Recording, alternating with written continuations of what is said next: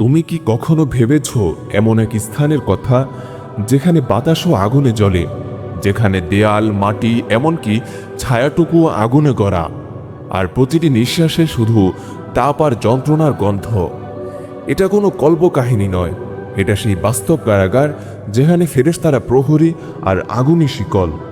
সেদিন যখন হিসাবের পাল্লা নামবে আর পাপীরা বুঝবে ফেরার কোনো পথ নেই, তখন এক গর্জনে কেঁপে উঠবে মহাবিশ্ব। জাহান্নামকে টেনে আনা হবে, তার শিকল হবে ৭০,০০০, আর প্রতিটি শিকল টানবে ৭০,০০০ ফেরেশতা। তার গর্জনে থরথর করে কাঁপবে হাসরের মাঠ। পাপীরা তখনই বুঝবে আজকের দিনটা কোনো দুনিয়ার দিনের মতো নয়। ফেরেশতারা তাদের বেঁধে ফেলবে আগুনের শিকলে, তাদের মুখে কোনো কথা থাকবে না, শুধুই হাহাকার। যখন জাহান্নামের দরজা খুলবে, সেই শব্দে জমিন কেঁপে উঠবে আর আগুনের তাপে পুরা গন্ধ ভেসে আসবে। তারপর শুরু হবে শাস্তি। তাদের শরীরে পরানো হবে আগুনের গড়া পোশাক, মাথার উপর ঢালা হবে টকবকে গরম পানি, যা মাথা ভেদ করে গলিয়ে দেবে অন্তর পর্যন্ত। তৃষ্ণায় যখন তারা পানি চাইবে, তাদের দেওয়া হবে ফুটন্ত হামিম, যার তাপে ঠোঁট গলে পাত্রে পড়ে যাবে, আর সেই পানি পেটে নামতেই অন্তর গলতে শুরু করবে। আর ক্ষুধার যন্ত্রণা যখন অসহ্য হবে, তখন তাদের সামনে আনা হবে জাহান্নামের গাছ জাক্কুম। তার ফল শয়তানের মাথার মতো কুৎসিত। যে তারা সেটি মুখে দেবে, সেটি গলায় আটকে ছিঁড়ে দেবে ভিতরটা, আর পেটে পৌঁছে যাবে ফুটন্ত তেলের মতো হয়ে।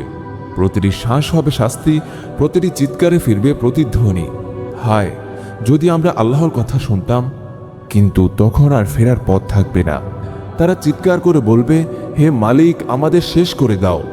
কিন্তু জাহান্নামের প্রহরী ফেরেশতা বলবে, এখানে মৃত্যু নেই, এখানে শুধু থাকবে অনন্ত আগুন।